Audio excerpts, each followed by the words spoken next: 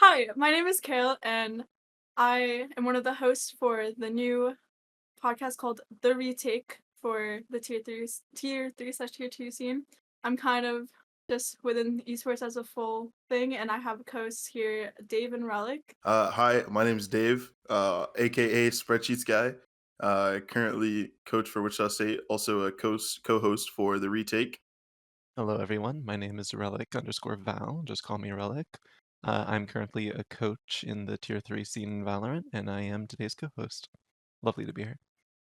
For the first set of the episode, we are planning on interviewing Mr. Von Haver, and then also we will be interviewing the team that won the most recent Mr. Von Haver as of the interview date, which will be Blinn. Currently, we're going to transition into interviewing Mr. Von Haver. So, Get right into that. Hey guys, my name is Tim, or most people y'all know me as Mr. Funhaver, MFH, the guy who types too much. Any of those names are acceptable, and I use them frequently. Thank y'all for having me. Thank you for being here. Thank you. So I guess we'll just start off going into the questions right off the bat. I'm down to go first. Ahem. So, Mr. Funhaver, first of all, thank you for being here. I have just a couple of questions for you. One of them being, you have been such a prominent figure in Valorant Tier 3 for a bit now. Your name comes up a lot when we look at tournament organizers and so on and so forth. You've inspired some other tournament organizers to start doing some tournaments in Tier 3, and that's a really big part of why Tier 3 has been getting more and more popular, I would say, in some other eyes of maybe some pro players or something like that. Um, what advice would you give others interested in trying to do the same, starting their own tournament bracket? It's hard because the path that I was able to take is simply because of the path that I've taken in my whole life, right? I'm a software engineer. I have a software engineering company.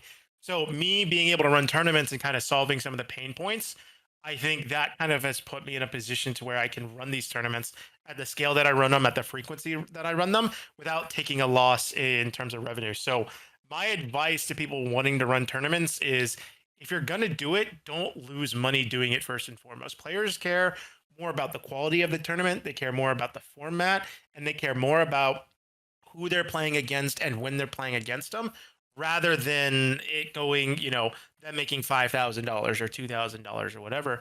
And then the other thing that kind of is important too is make sure you have reputable teams on there, because if you get those reputable teams, you get that VLR support, which is what everybody is after. Nobody really wants to play in any tournament that doesn't have VLR. So the reality of it is, partner with somebody like myself or YFP. YFP actually partners with us, but partner with myself, come to me, or look at what I've done and try to do the same thing with your own systems.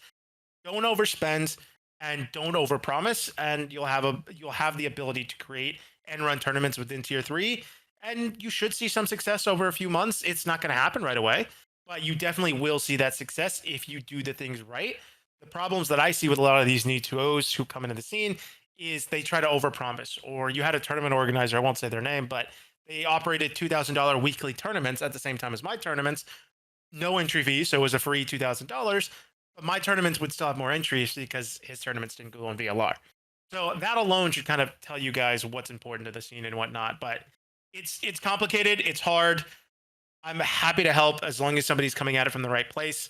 And I think most other people that have been here, like Nima at YFP, are more than happy to help out if someone's coming in from the right spot. So wrapping it all up, easiest way: be smart, don't overpromise, and ask some questions and get some help. Awesome. Going off of something you said, you talked about getting prominent teams to join your tournament, so you get that VLR coverage.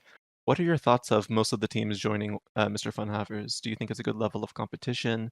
Do you think it does a good job showcasing the Tier 3 pipeline or showcasing some of the hidden talent in Tier 2 and Tier 3 in Valorant? I think it's a combination of those factors. The kind of the big thing that propelled us is we started because Nerd Street got shut down from running tournaments back last year on October 11th. And so we just kind of inherited those teams. So I didn't have to go out and get anybody. Everybody asked me to run a tournament. So from that point on, our tournaments kind of became the tournament that teams wanted to play in, because they liked how it was ran before. They liked what I was doing, and they liked the fact that they could trust me, because at the time receiving payouts was not as consistent as it is now, right? Now teams are paid within 2 weeks of a tournament ending, and that just simply has to do with processing times and getting everyone's information and tax forms. So it takes a little bit of time, but in general, people are paid out very quickly from our tournaments. They're consistent, and you know you're going to get paid out in full. So that is what springboard. I don't know the right word, but that's what got our tournaments off the ground. And teams just kind of had created this, hey, FunHaver tournaments are the tournaments that everyone wants to play in. They're on VLR because at the time we had someone from VLR working with us. And they're just like, yeah, well, you're replacing Nerd Street, so we'll put you in because Nerd Street was in. So I got really lucky in that situation, and the teams generally joining are really good. I think you have, at any point in any tournament, let's say you have 64 teams in a tournament, I think you have 16 teams that are truly competitors to make runs. I think after 16 teams, we're not going to see a lot of teams that are going to win the event, but there's definitely going to be upsets. There's teams like Cumberland Phoenix, right, or Cumberland Rising, who initially weren't doing that great in tournaments. We released our new consolation bracket type of thing, and those teams got more match reps. They ended up getting a little bit better seeding because they did well in consolation, and they carried that momentum up. And then you also had a team like Gecko, who did something very similar with that. So the teams that we bring in, we're not talking like, Sentinels isn't playing our events, but a lot of the top tier challenger players that are teams that are still in challengers playing our tournaments. A lot of the players, even if their own teams aren't playing, are playing. So I think it's a good level of competition for people who want to test out their skills. But I also think it's a really good level of competition for the people who aren't at the challengers level, because they're competing against people at their similar level and they get to actually see how their results stack up. Well, that sounds, yeah, we've seen it a lot in your tournaments. Blinn joining, Fluffy Gamers joining, and then we see teams that recently got into challengers like Nightblood and all that. It's definitely showing up to be like a really high tier 3 competitive scene, which is really helping people and players just develop and get a better understanding of, if they do follow tier 3 or even tier 2 a little bit, they can start seeing familiar players from Mr. Funhavers join tier 2. And that's like a very cool thing to see happen in the scene.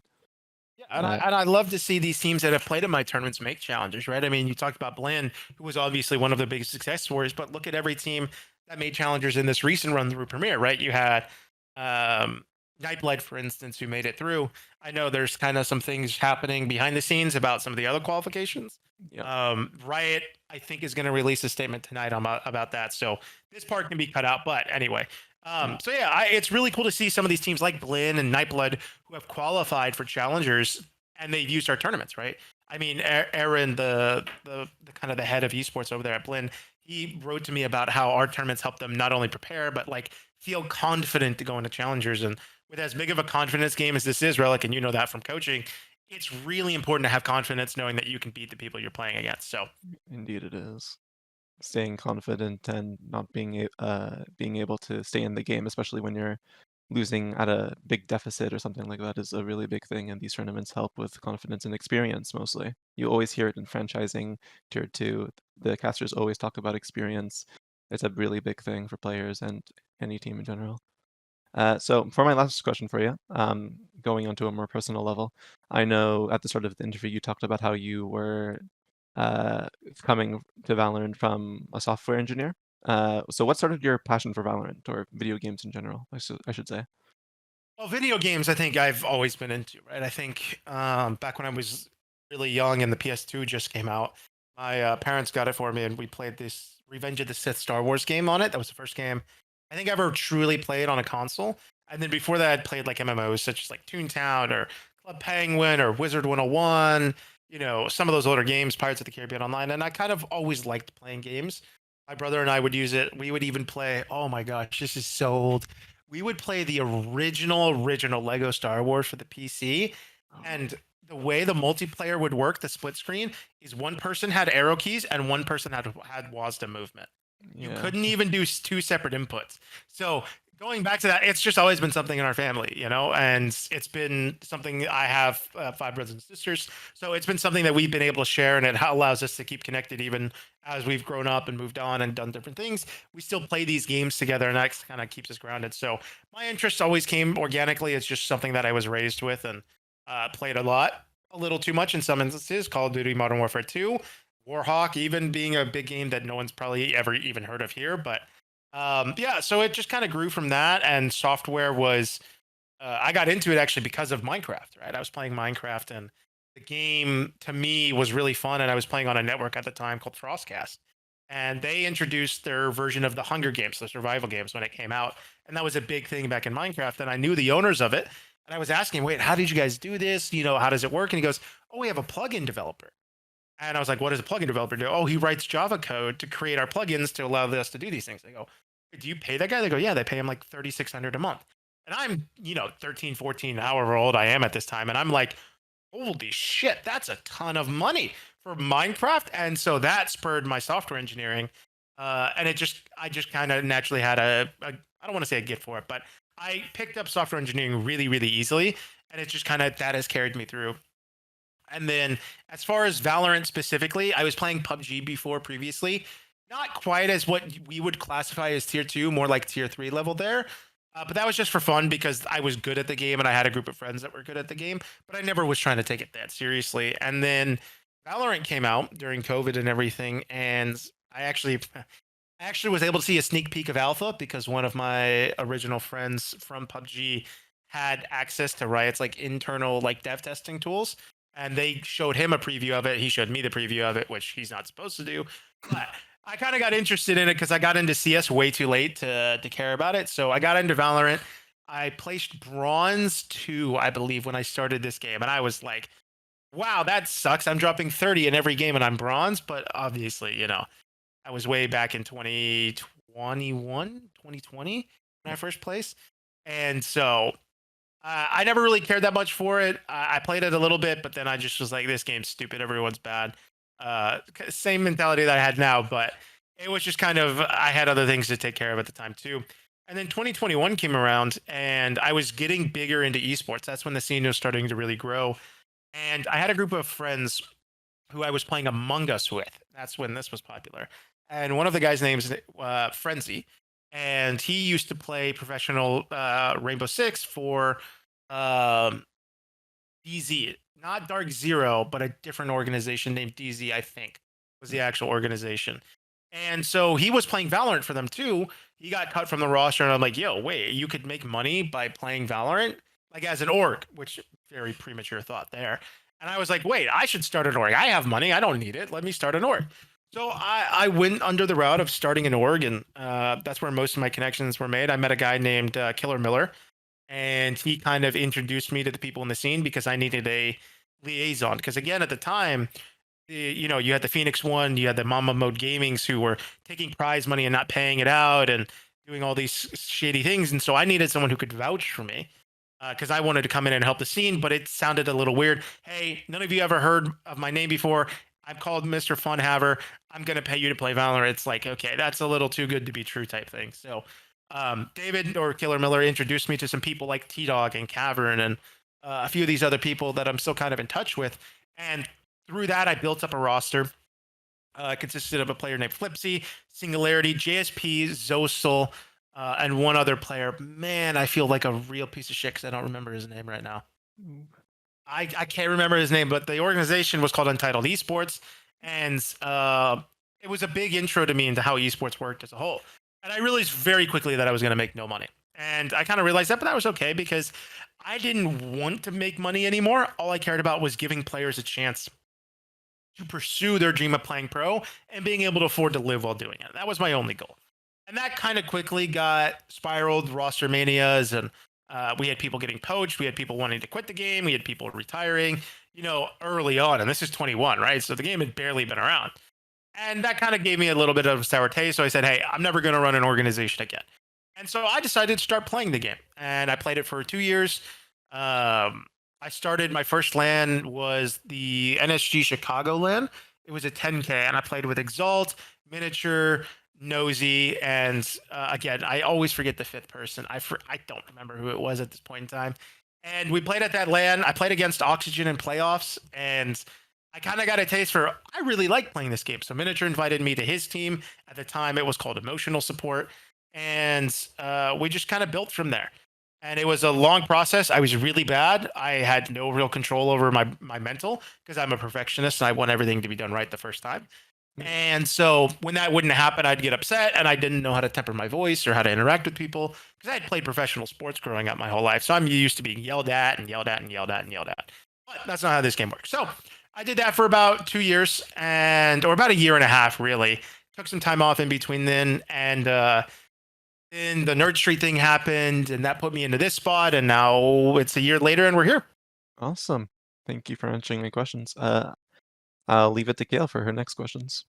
Okay, so currently right now in the tier 3/tier 2 scene, a competitive sense, through the eyes of not only like potentially competitors, but also just at a tournament organizer standpoint, what would be, in the most optimistic way, what would be the most perfectly ran tier 3/tier 2 competitive scene as a whole? Whether that be like the amount of tournaments, is there any lands? Like, do we want like an increase in lands? Like, kind of just like what would you want goals and expect the scene to grow into?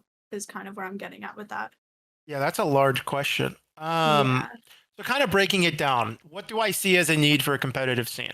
Well, the first thing is I think we have a misunderstanding of what tier 2 is. And that needs to be fixed first. Tier 2 is not a place for organizations to become profitable as a tier 2 organization. That's not what tier 2 should be. Tier 2 should be development to tier 1, right? Think of the minor leagues in baseball, for instance, right? You don't want to play AAA baseball your whole life. You want to play at the show. You want to go, face the Yankees in the World Series, right? You don't want to play the Sugarland Space Cowboys against the Kansas City Batarangs, right? That's not what you're trying to accomplish, right? But you have to develop. You have to learn how the game is played. You have to learn how to operate as a team. You have to get confidence for yourself, right? And so tier 2 previously was a place where orgs could strive because there was no real blend of tier 1 and tier 2. Or no, there was a real blend of tier 1 and tier 2 in the previous formats.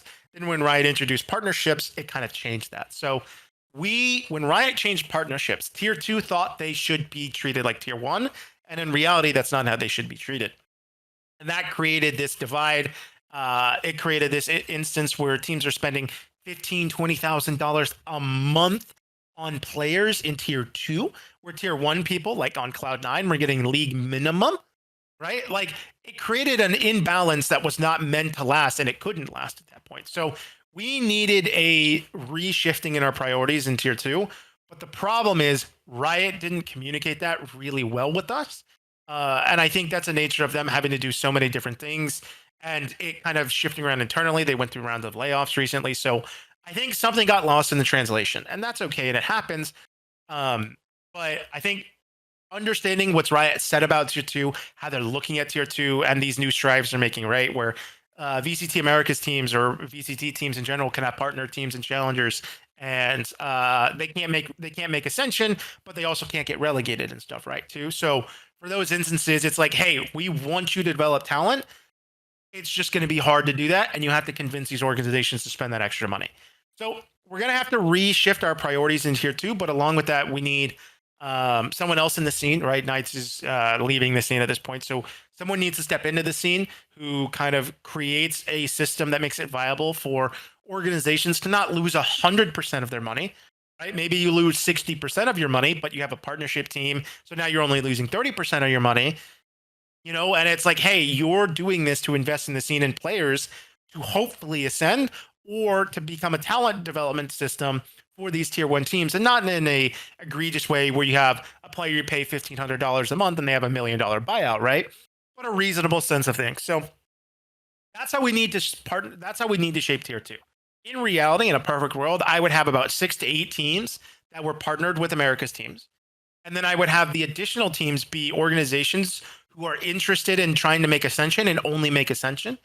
And what that would create is a system where you have very competitive teams and you have organizations who have some way of kind of making a little bit of money, but they're taking a bigger gamble to make Ascension and spending that money to make Ascension. So that's how tier 2 needs to look, in my opinion. And tier 3 needs to be a system that's won directly under Premier, in my opinion, because Riot really wants Premier to be the path to challengers. However, Premier's is not at a point where it's ready for that. It's not even close to ready. We just had an issue this last week where there was a VAC ban or a Vanguard ban that happened accidentally in the middle of Premier playoffs after the first round, and a team lost their chance to compete. Now, I messed with some people at Riot. We got into some conversations on Twitter about it, and I believe a resolution is being made, but I'm not privy to that information. So that is a good sign. However, at that same point, right, if that's a problem that we have to now create these solutions for, you can't have Premier be the path to tier 2, not in its entirety. You can have Premier aid into path into tier 2, like we had with promotion and relegation events, but you can't send someone straight from Premier into challengers yet. Hopefully we can get to that point someday, because I think having everything built in game, having it consistent across regions, and everybody knows how to play, and it's very clear and easy for new people as well to get into, I think that's a great idea. But it's not ready yet, and it's going to take some time to get ready. So in that meantime, you need a tier 3 circuit like myself and YFP and whoever else wants to come help out, where players can get match reps, they can get stats on VLR, they can test out compositions, they can play new balance changes outside of ranked, right? And that has a competition for a little bit of money. We're not talking anything life-changing, but hey, if you win the tournament, guess what? You could pay rent that month, maybe, right? Or if you win 2 tournaments, you could pay rent. Like, you want it to be rewarding to play, but you want teams to use the systems to play into Premier, to play into Challengers. You don't want to play AAA or Tier 3, right, or single A. You want to promote up and up and up and up. So until Premier is at a place where I don't need to exist in Tier 3 anymore, Tier 3 needs to feed into Tier 2, and Premier needs to feed into Challengers. It's kind of a whole ecosystem. It's really hard to develop it because there's a lot of moving parts, right? Like how Premier works in North America, it also has to work in Europe, and it also has to work in Japan, and it has to work in China, and all of these things have to come into play. So it's hard. It's very hard to build a global esport, especially after only 4 years, that works in every region for every player in every situation. So for now, the optimum scene is you have tier 3 tournaments. They run events probably every weekend. I think me running 3 events a month, and YFP running 3 or 1 and 2 and 2 or whatever it ends up being. Having these events happen every month, these teams get these reps. They play Premier throughout the week, and they get the chance to qualify through Premier, which is one path, and then they have an open qualifier, which is another path, and then you have relegation, which should feed from Premier. And that is how the system would look in my eyes. I think that's the most balanced approach, but I think that's not the optimal approach. That's best for right now. Okay. Going off that, with the amount of tier 3 tournaments, like you were saying, working with YFP and yourself doing however amount each side does, what are some of the struggles that you think you guys have? Is there any struggles of maybe scheduling? Is there struggles of getting teams to sign up? Like, what are like the top issues that you, I guess, not in a negative way to talk about the competitive scene as a whole, but just overall negatives that you're kind of seeing lately? Scheduling is kind of the biggest issue that we have right now, because we're restricted by Riot's community guidelines to only run 3-day events without permission and approval from Riot to run longer events. And even with permission to run a longer event like we've gotten recently, the problem becomes teams have work, players have things they have to do, right? People schedule scrims. And so without enough warning in advance, these players sometimes can't get off for work or from other engagements. And so you see a reduction in signups. And so for this recent event, it's a 4-day event. It's a qualification. It's a same style as the qualifiers for challengers. It's a really good event, but we only had 50 teams sign up, right? And that's due to a nature of a lot of teams had players who were unable to make it for this weekend for whatever reason. And that is what it is. Most players have told me if they knew in advance, they would have rescheduled other things to play. So it comes down to a scheduling standpoint as the biggest issue. And that feeds into the teams that sign up, which then feeds into how much it costs to operate a tournament, which then feeds into our overhead. So in reality, everything is a result of scheduling and teams signing up.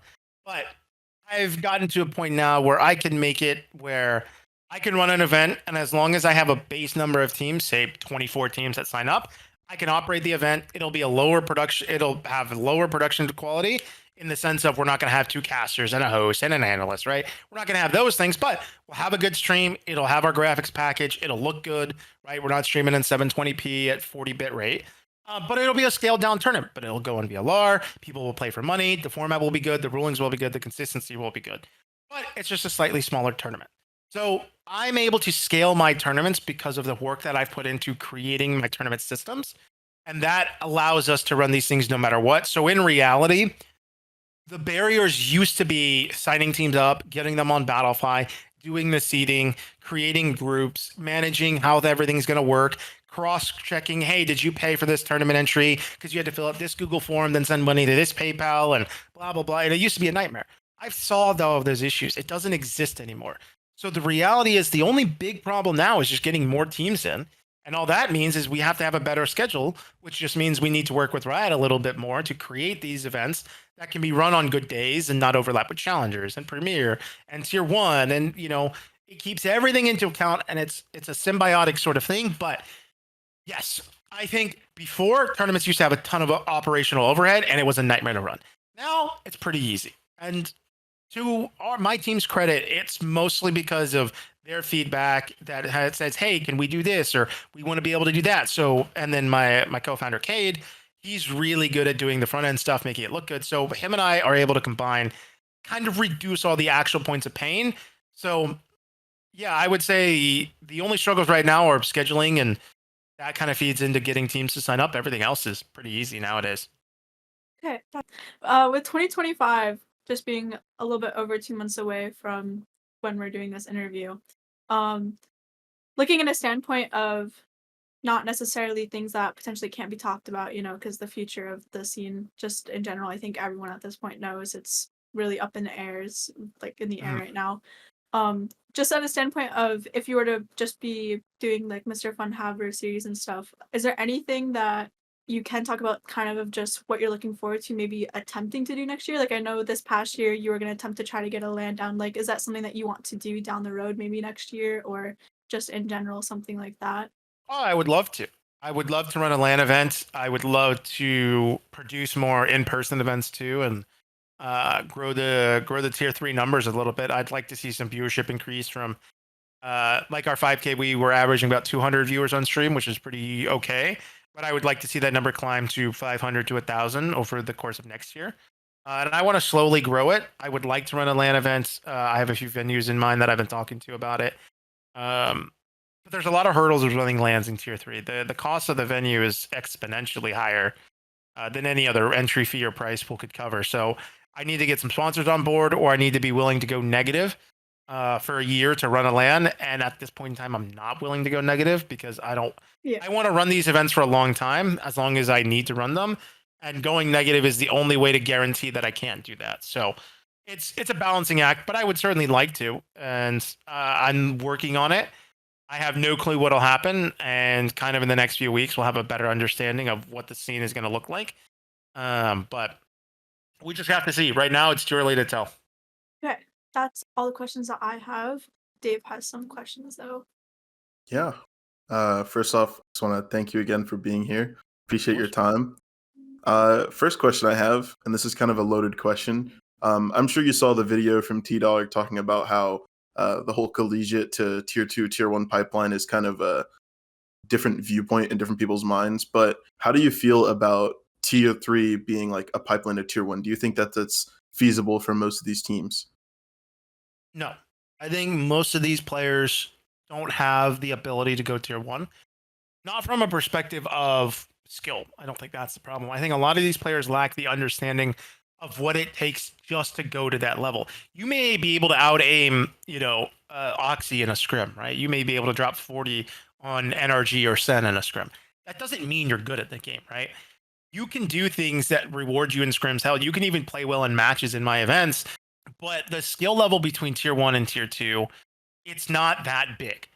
The mentality and the way you have to approach the game, that's where the great divide is between tier 2 and tier 1. And in reality, in tier 2 and tier 3, there's almost no difference between the top teams in tier 3 and all of the other teams in challengers. Like, there's almost not that big of a difference. Like, there's a little bit of a difference, right? When M80 was in the scene, right? M80 would stomp Sad Purple. They just would, right? Like, but that's kind of the exception, right? In general, the tier 2 and tier 3 are very close together. But to make tier 1, you have to understand how to content yourself. You have to understand how to sacrifice your own statistics and your own sort of mental in some point of doing things for the organization, for the team that you're a part of, right? Because now you're a part of a company. You're part of an organization that's paying you money, and they need to make that money back from you being in that organization. And winning alone is not good enough. And that's a whole different mentality shift. People think, oh, I play good at game, therefore I get paid, therefore I'm tier 1. That's not how it works. And I think a lot of these players don't have the mentality that it takes to properly do that. And I think a lot of these players don't have the proper work ethic that it takes to stay in tier 1, that these players that are in tier 1 that deserve to be there play it. Now, you definitely have, sort of the, for lack of a better term, the paycheck stealers, the people that have been in the scene for a little bit longer than they probably should have because they knew somebody that knew somebody.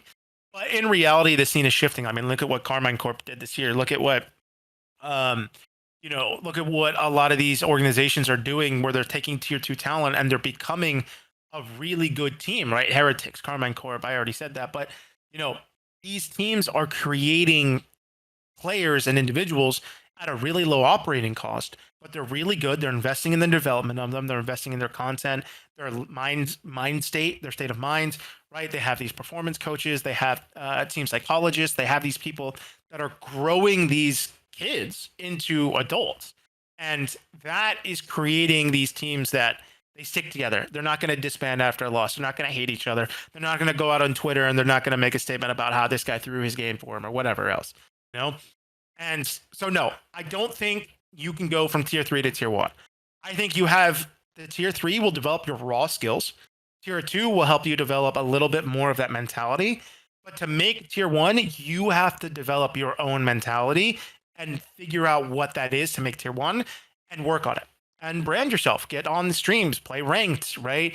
Play in my tournaments even with some of these other people or against these other people and make a name for yourself. But don't just be good at the game. Be good at how you approach the game, how you handle yourself, and then you can go tier 1. So do I think that's most people in tier 3? Absolutely not. Do I think it's some of them? Absolutely. But I think they need to understand what it takes, and I think they need to apply it, and then they can get there. But if they just continue to scrim for 4 hours a day, do the same things in scrims, play matches in a different way, and proceed to get top 8, top 16, or barely win and not make any actual improvements, I don't think they're going anywhere. Well said, well said. And my last question I have for you, and this one, I know that you've been running the tournaments for a while, so you've seen a lot of talent kind of like grow and nurture. Who would you say are like your top 3 to 5 like underrated players that you think are like next up? Underrated players is an interesting term because I don't know how people describe underrated. It could be not known, it could be bad stats, but they're good players. I don't know. But the biggest one that I have is Logan. I think Logan is one player that people have some sort of connotation about how he used to be, maybe. And he plays a lot of different roles in a lot of different environments, and he shines in all of them. And I've personally played with a guy. I love his mentality. I love his work ethic. He's one of the few people that actually says he's going to work on something and works on something. So I think Logan is one of my favorite people to look out for. Aside from that, you have people like Truth who are playing on Rose. And Truth, I think, has been a standout performer in the Sentinel role, but also in sort of that mid-round sort of position that he's in. And I think he's a really strong player, both mechanically and game IQ wise. And I think he's definitely one to look for. But as far as like more of a wild cardy type of player, there's one player that I think if he can fix how he approaches team environments, that he would be tier 1, and that's Vix. I think Vix has been in tier 2, that skirt of tier 2.5 to tier 3. And it's kind of been the way he approaches how he communicates to his teammates and stuff. And I think if he can properly fix that, that guy goes straight from tier 3 to tier 1. He's that good at the game. It's just sometimes people don't like playing with him. So I think those 3 are players that I would definitely look out for. If they, Logan, I think he needs more reps. I think he needs to identify where he wants to play and only play that. I think Truth needs to get more visibility by playing the game more in terms of like a rank perspective and a streaming perspective and build his own brand. And then I think Vix has a lot of those other things, but he just needs to work on his mentality. And I think those 3 players, if they're not in tier 2 next year, I will be shocked. Well, thank you for the answers. It was very helpful. I'm sure this will give a lot of clarity to a lot of people, give a lot of people things to look forward to. And last thing, is there anyone that you would like to shout out, promote, or call out to be on the next episode? I don't really know about next episode, but one person I have to shout out, right, is Cade Fyro. He's been with me for 2 years working on every project from we created a web page for a Minecraft server for Valorant Twitch streamers. So you could see when they were live, what their icons were at, some basic things that people like, yo, who's playing on the server? Who's allowed on? How do you get on?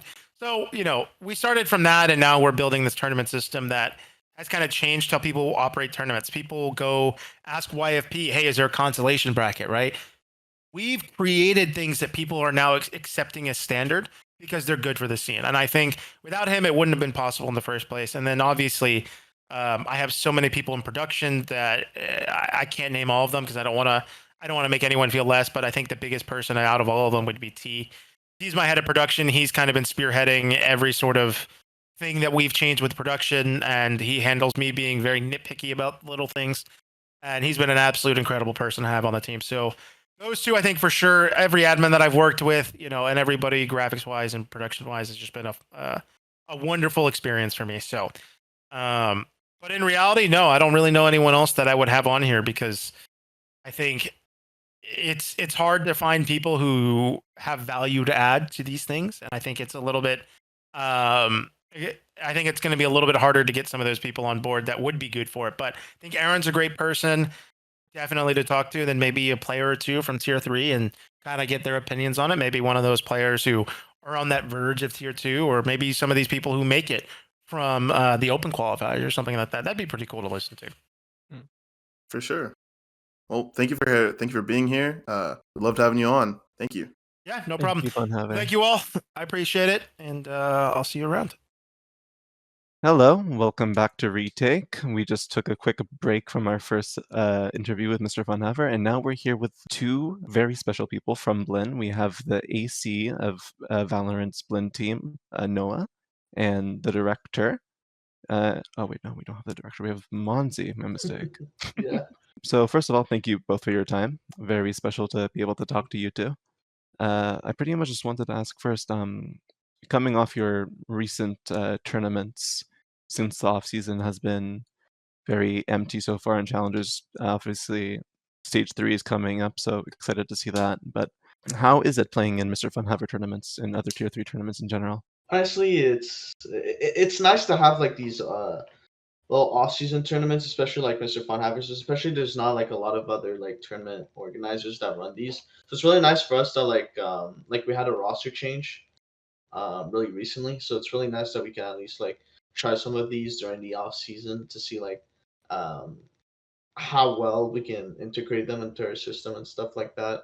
Because again, we're constantly trying to change how the way we want to approach the game. So trying those in tournaments is always really important. Compared to like challengers, where I feel like it's really hard to change every week, right? Because you have one match, let's say like Friday or something like that, and then the next week you could have your match like on Wednesday, which is like a couple days away from it. And sometimes you can't really bring something new or change enough stuff to make it um like as valuable as you want it to be, right? So like these off seasons, like you have a lot more time, and then you try them out in the tournaments, and then whether it goes bad or amazing, then like it's pretty nice to have. You know? It gives you that time to try out new things, see what Yeah, works, what exactly. doesn't before the official Yeah. tournaments. Yeah. What's the hardest part of Mr. Funhaver tournaments? Are there any teams that surprise you? Do you sometimes have trouble with concepts, or do you just go into it and have fun? I mean, this one we kind of went to it to have fun. I'm not gonna lie. It was pretty funny because one of our teammates was in there. I wasn't expecting much, to be honest. We wanted to play the tournament because, like, it's a tournament, but like it didn't cross my mind too much that like we were gonna outperform everyone the way we kind of did. So, um, that tournament specifically, I mean, by the looks of it, it looks like we had issues because we did drop maps, but Yeah. like, I personally we didn't really have any issues. I think the only map where I felt like we had something going wrong was against Fluffy Gamers on Sunset, right?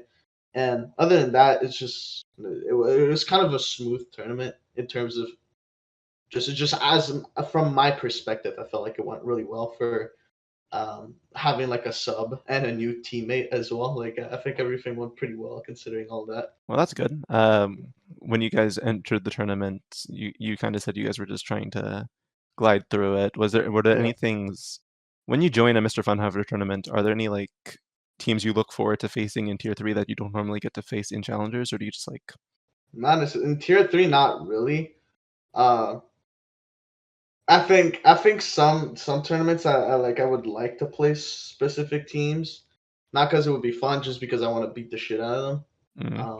So Or maybe it's like specific players. exactly, like it's just that, but like it's never like, oh, I'm so excited to play this match. That really only happens in like challengers or something like that. Well, obviously, Blinn being a pretty good challengers team, I would say it would be disrespectful to say otherwise. We're not good Winning, enough for Ascension yet, but you know. you'll get there. You'll get there. Trust me. But getting into winning one of the bigger Mr. Funhaver tournaments of the year, looking into challengers, stage 3, and also going into next year, what's the team's overall goal? Not just getting into Ascension, but do the teams have any like individual goals going forward in terms of development of the roster or making something work? Let's say.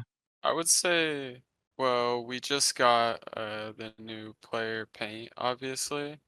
So I think a big goal is just getting him up to speed, is like to show like when we like get into challengers, like we're not worse than we were. So I think that is just like an overall like team goal. Like let's not like do any worse than we did last season. Obviously. But so I think that as a team goal. Obviously we still want to like we're still pushing for the top. We want everybody to like get signed, obviously. We want to make Ascension. To ascend would be like the ultimate goal, you know.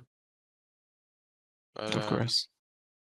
for individuals, like I guess I could let Monsi speak on that. I mean, for me, it's just finding. I think for me, it's finding my own image as a player. I feel like I still personally struggle because my role right now on the team is obviously calling, but I feel like I tend to do the hard jobs all the time. Like if I feel like we need to get a timing or something like that, I would just like run in there, and sometimes it looks like so stupid and stuff like that. So I'm really trying to find my identity, I guess, this season, like as a player. Understand what I'm really good at, what I'm really bad at, and just trying to go from there.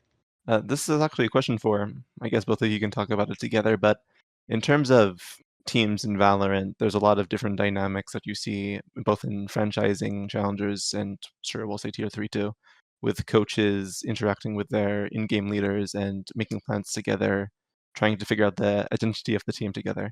Mhm. Monzi and Noah, how would you say your I would say relationship, but like how do you guys work together in that aspect? Do you guys get together well? Do you guys think you have cool shit cooked up more than other teams? What do you think? Well, there's like another coach kind of involved with our like system, Finn. I'm sure you guys know him.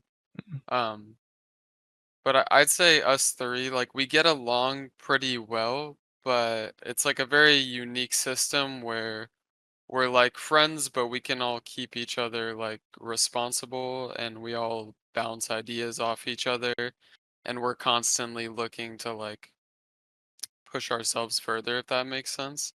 I think we have a very unique environment compared to other teams. Like I don't know how other teams are, but I would just say that for myself, as someone who's been a part of other teams in the past. Um, but I would say like at least me and Monsi, he constantly kind of looks to me for solutions, and I can kind of like give him solutions to like ideas that he has, and we kind of work together that way. Yeah, I think So that's pretty much right. I feel like a lot of times, Noah said, the assistant coach. I think I start off with the ideas typically, and then obviously there's usually like holes in the new ideas, right? And then where Finn and then Noah come in, just uh, figure out what's bad, what's wrong. Typically, and again, this year, like we had a big change in terms of like how we want to approach the game. I think like for me, it's always about consistency. So I try to keep the game as consistent as possible, and with the idea as well that our team environment I think is very healthy, which not a lot of team have. Typically, they kind of kind of have to find a balance. And I feel like for us, we've never struggled too much as of lately to find that balance. If anything, it's really easy to learn in our environment. Especially like Paint. He just joined our team. I remember he had an interview with the casters and stuff like that. He's already talked about like how he's learning on a like daily basis and stuff like that. And that's what I'm trying to push for. It's not just like rinse repeat what I just did last year. Is I'm trying to add on to that because I think last year clearly it didn't work. Like we lost, so I don't want to keep it that way. Where I'm like, yeah, I think fourth was like a nice like spot to be in. I don't want that, right? So that's why we keep on pushing, like Noah said, to find these new things that we think is correct and how we want to approach the next season and stuff like that. So yeah. Yeah, of course. Finding ways to so to summarize, it would be like you come up with not most, but like a good handful of ideas, and your coaches help you iron I things mean, out, I you mean, would say. I mean, obviously, yeah. Like, so the coaches bring up like ideas. Mainly, I think as well. Like, I'm mostly T sided focused. Like, Mm, my T side is what I'm like. That's my specialty.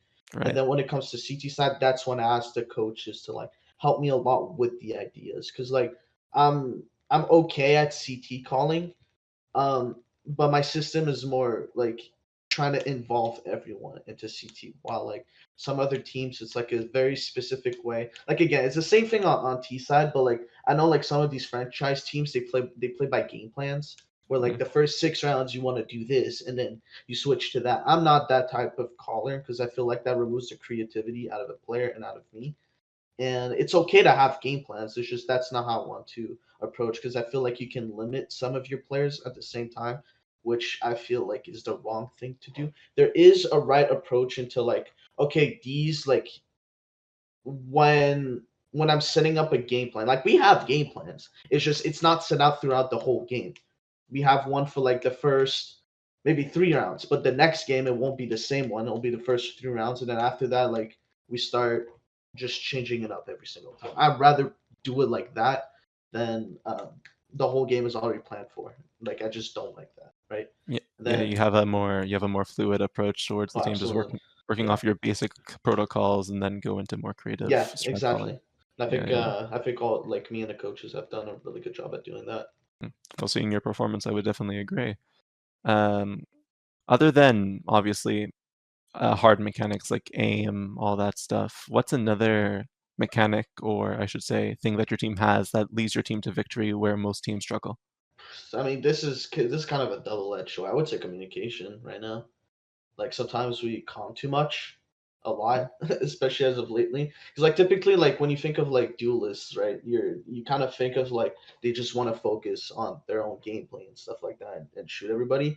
Amari's like the complete opposite, which he would tell me a lot that like that didn't help him early on into his career because he thought like people were just like, "Yeah, I need you to stop calming and just start shooting more." And then when he joined us, we were just like, "Nah, bro, like keep doing your thing." Like, what?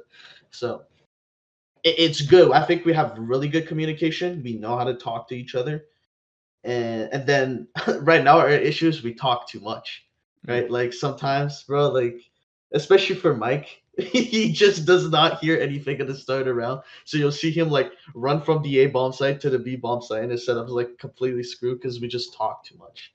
mm. Um, I think that I guess that's some sort of mechanic that I think we have over others.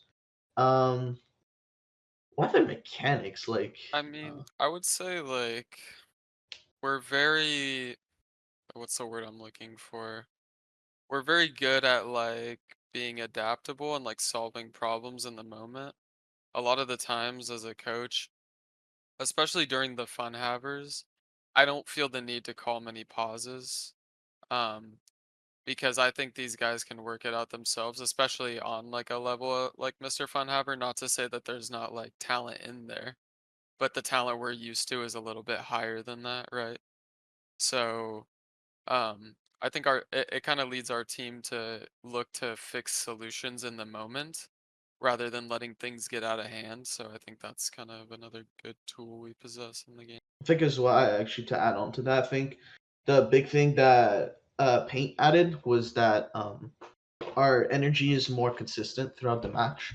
which it kind of depends on the team, right? Like some teams are more like after you win a round, you want to keep it like as steady as possible. But like I think the addition of paint really like kicked it up a notch, which is what we Vi- needed.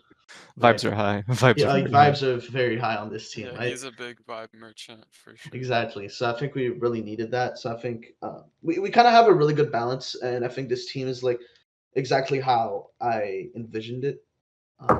So I think that was really important. Gotcha. All right, one last question for me before I take you over, guys, to Dave. This goes for both of you, both as an in-game leader and a coach. How do you guys rally your players after either a big or small loss or like inconvenience? I call them stupid, bro. That's all I do, bro. I call us stupid as shit, bro. That's all it is. Typically, okay. So some games I'm kind of like obviously I'll get frustrated on how we lost, like the way we lost Sunset against Fluffy Gamers. Like my teammates told me, "Yo, you're stupid as shit. We should have done this." And I was like, "Fuck, we should have done that, right?" So like that's the thing again I really like about this team is that we can lightly take like losses don't mean the end of the world. Now I think this changes a lot depending of which team you're on or on which um level of competition you're on because losses mean a lot more for certain teams that especially that are signed, but in franchise level where like every game matters and like for us it's not the end of the world, which is something that I think we benefit from a lot is that we can lose games and that's okay with us. We're good at bouncing back. We had issues of that before, but I think with this team it like again like I'll just call somebody a dumbass and then we're good with it, right? So pretty easy to get back into the next game and stuff like that. Yeah, I think as a coach, like, I mean, the core of players on this team has like been together for a really long time. I've known Teague and Spaz on the team for years. Um, I've known of Monsi for years now as well. Um, before he joined the team, obviously. But especially on bigger matches or like where our backs are against the wall, let's say in challengers, I like to tell the guys that like there's been worse moments for us, where we lost, we didn't qualify for challengers the first split of split 2, and that was like a really low point for us. And I try to tell the guys that like we have been so much lower and there's not a lot riding on us, and we just gotta like reset back into what we know. Cause when things like are firing for us, it's like really easy. It's like things feel like so simple, but sometimes we just overcomplicate it, and just have to like remind them to like really just keep it as simple as possible. All right, awesome. Thank you very much, Ito. All right, I'm gonna take you over to Dave now. Have fun. Yeah.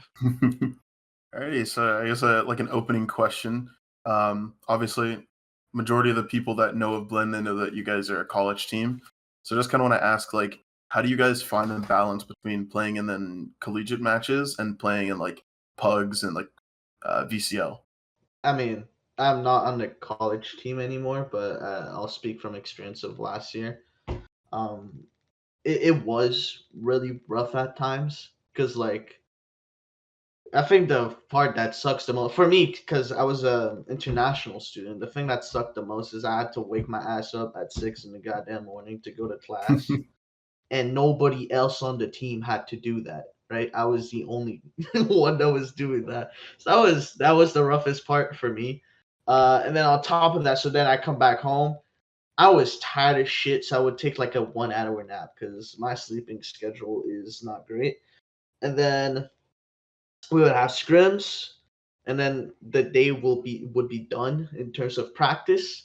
So now you have 2 ways to go. Typically, people do what they want. So then you go either like again pug. We're not a big rank team, which I want to change. I want to start playing rank more because I just want to get better, right?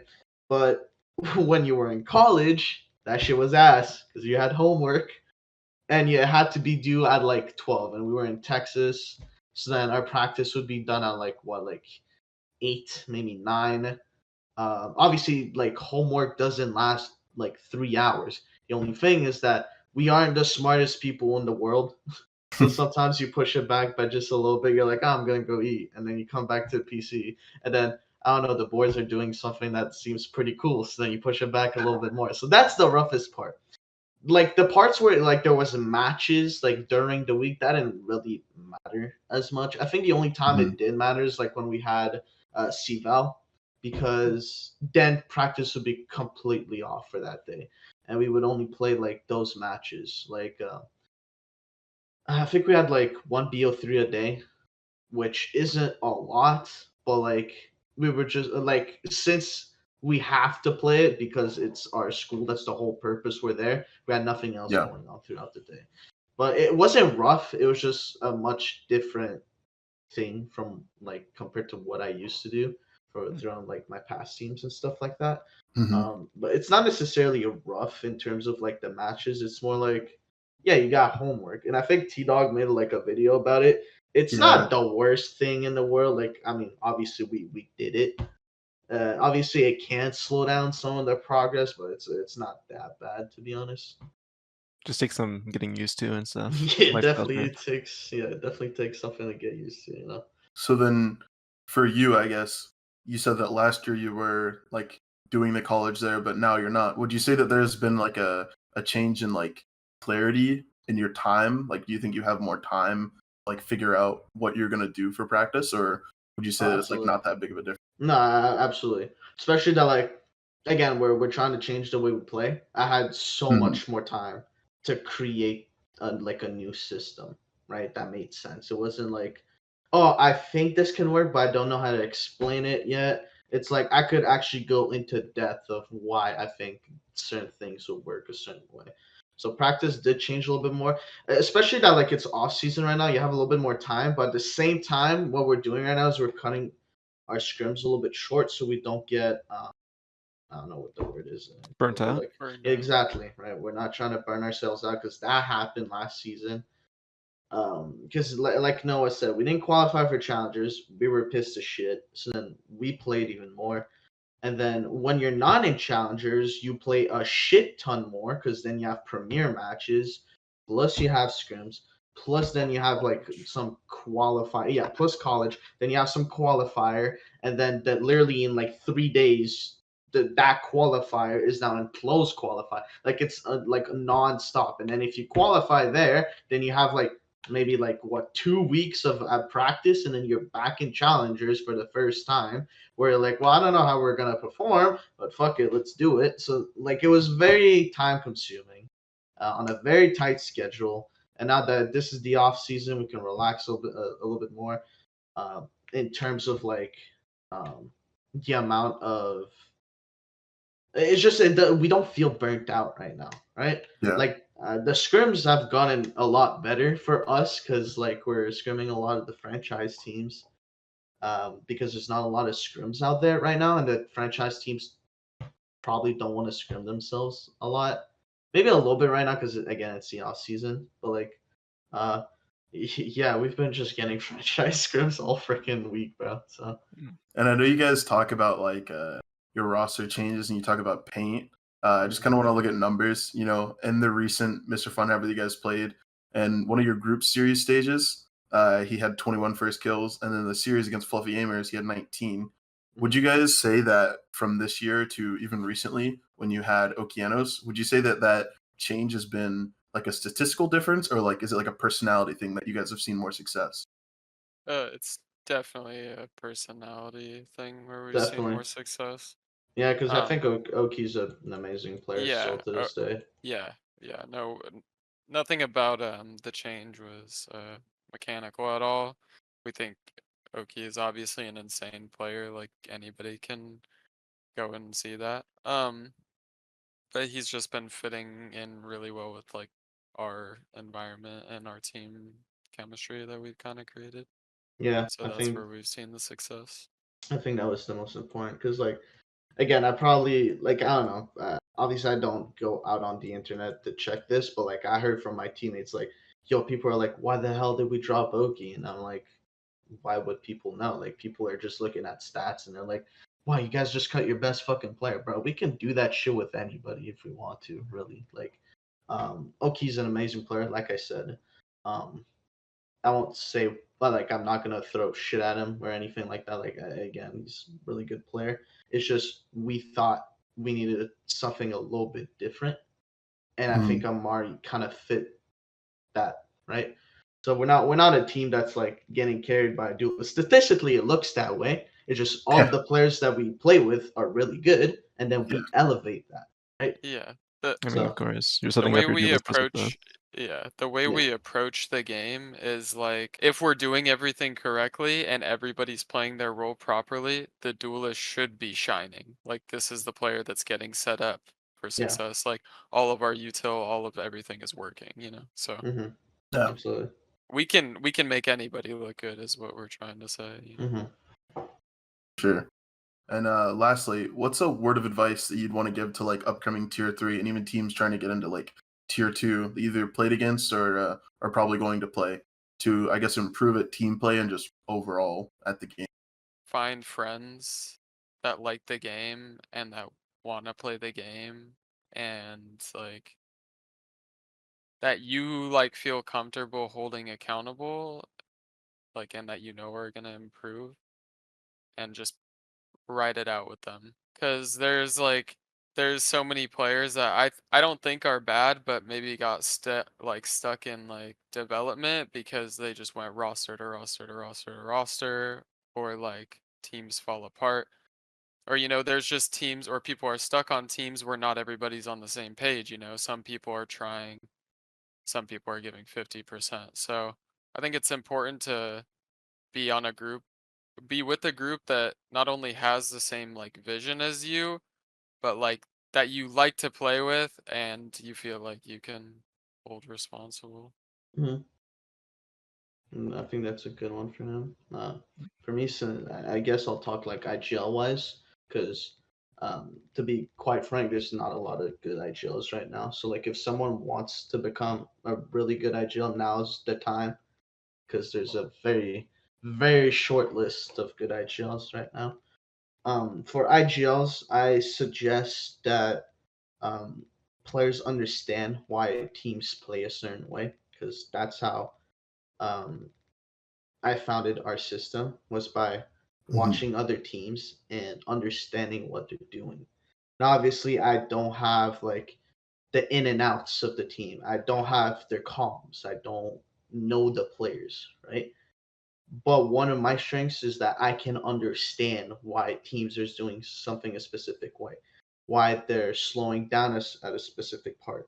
And that's one thing that I think people are underestimating a lot is that typically people are like, "Oh, the IGL needs to frag out." Absolutely, he does. He can't be shit at the game, right? But the thing is that people are now trying to find too much of a balance between, okay, I'm good at calling, but I'm also good at shooting, and I think people should learn more about the game currently because again, I think you would have more opportunities.